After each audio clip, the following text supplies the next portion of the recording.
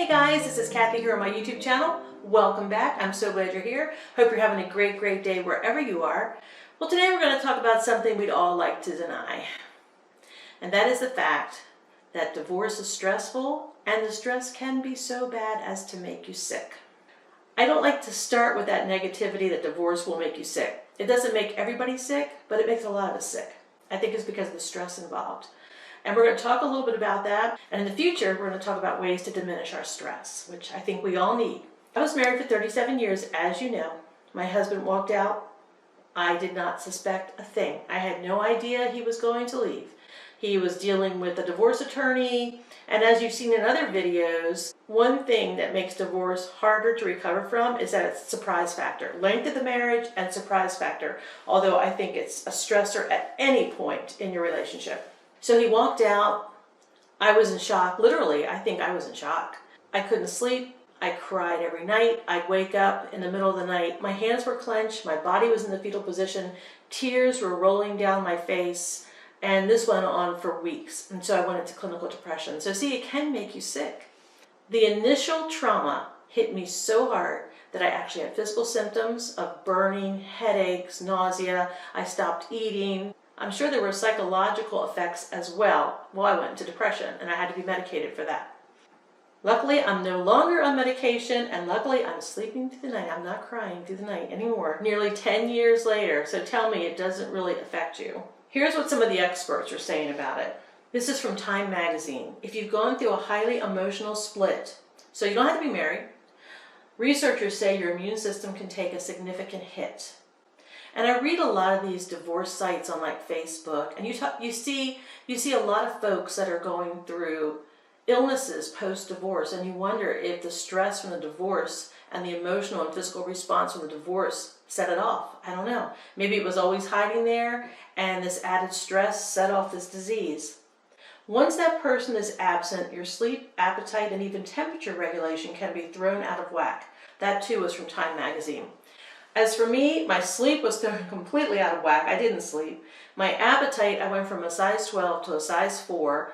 And some people, their appetite increases with the depression because they comfort themselves with food. So it can go either way. Here is what the U.S. Surgeon General had to say. About 30 to 40% of those undergoing divorce report a significant increase in symptoms of depression and anxiety. I tell you, the first week, my skin started to burn. I remember lying in bed that first week, curled in a ball, thinking, why is my skin burning? It was from head to toe. I could feel it all over. Over the years, I've gotten used to it. It has minimized, but oddly, it's still there. I can feel it right now. Any life change is anxiety and stress producing, but divorce is one of the worst because it creates an unknown, unpredicted situation with lots of insecurity, low self-esteem, and fear. That's a terrible thing to do to another human being, intentionally. I don't understand how they can get away with it in our society, but it happens every day. Here's another quote from a magazine. I think it's a magazine. It might be an online site, which I do have a link to in my blog, which I'm reading from. High conflict divorce is seen to be so stressful that it has been reclassified as one of the causes of post-traumatic stress disorder. Women are twice as likely to struggle from PTSD under this circumstance, having symptoms which include flashbacks, heightened anxiety, insomnia, and psychosomatic illness. I may have had one flashback. I remember one time, it's been almost 10 years for me. About a year ago, a memory hit me. I don't know what a flashback is. When I think flashback, I think of you see it before your eyes. But for me, maybe it was a flashback. It was a flashback of emotion. And I don't know what triggered it. But I felt the emotion. It only lasted a couple seconds, maybe 10. But I felt the emotion that I had felt during the beginning of my divorce. It was fast and it was hard. And I thought, what is happening? And I've never had it happen again. I don't know what initiated it. I don't know what triggered that memory, but it happened. Whether it's PTSD, I don't know. I did have insomnia. I don't think I have that anymore. Psychosomatic illness, maybe the burning, I don't know. But in a nutshell, divorce is hell. Some sites have named for the trauma that we go through when we go through divorce. Divorce stress syndrome, post-divorce shock. Some people may have panic attacks, weight loss, insomnia, decreased appetite, excessive crying, depression, anxiety, even PTSD. I think everyone is different in their response, and that is so true. I think there are things that we can do to help ourselves through this situation. And I think that many of us, when we enter the situation, have no idea how to help ourselves. I didn't know what to do. I didn't know what to do on the legal front. I didn't know what to do on the financial front. I didn't know what to do on any front. I was lost. My family was gone. I felt like my life was over. I think if we have the tools, it's not going to take away the pain, but it may help us through the process. And we're all different, and not everything is going to work for everybody. So here are a few things I listed. And after this, I'm going to do a video on stress relief and self-care, all things that can help us relieve our anxiety and be happier people. So I'm going to start doing some posts on that where I will try out different methods of stress relief and self-care and see what they do for me. And like I said, they won't all be for everybody. Like, there's one that I read about tapping, and you literally tap yourself at pressure points. And while you're tapping, you may be saying like mantras. My life is good, I am safe. My life is good, I am safe. It's a distraction, and I think all these things are a distraction. One might work for you, one might not. I read about one that I'm anxious to try. It is actually tree bathing. And no, you don't strip down and go into the woods.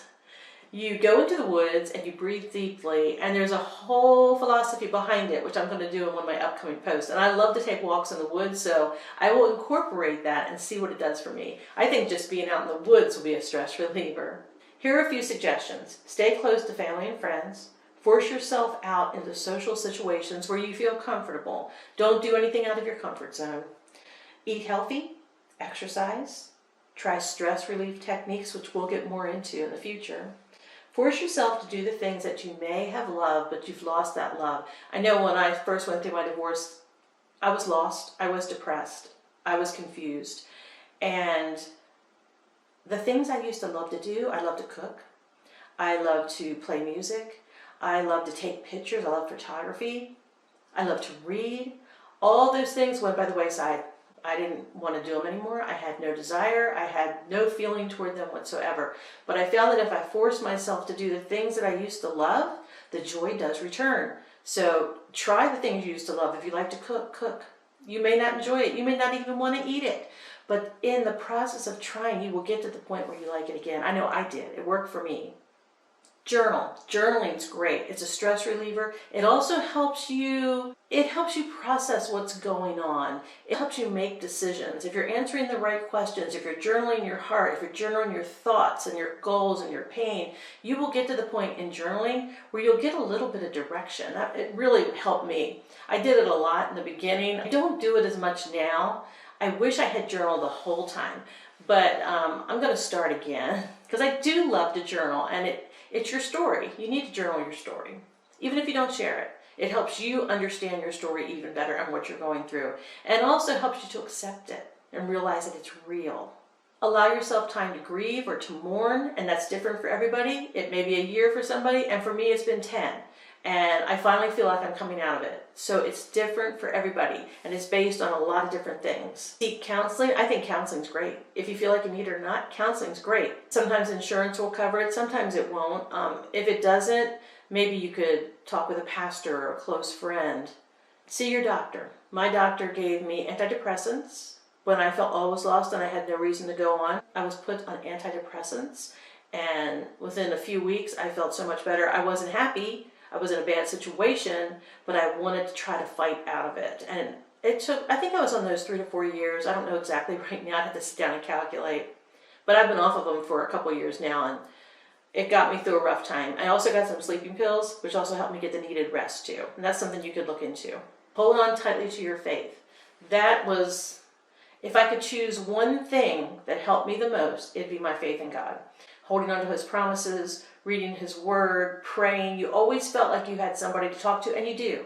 You do in your faith. I held on to God's promise, I will never leave you or forsake you, because I had been left. And sometimes when you're left, you feel worthless, like I'm worth so little that you walked out.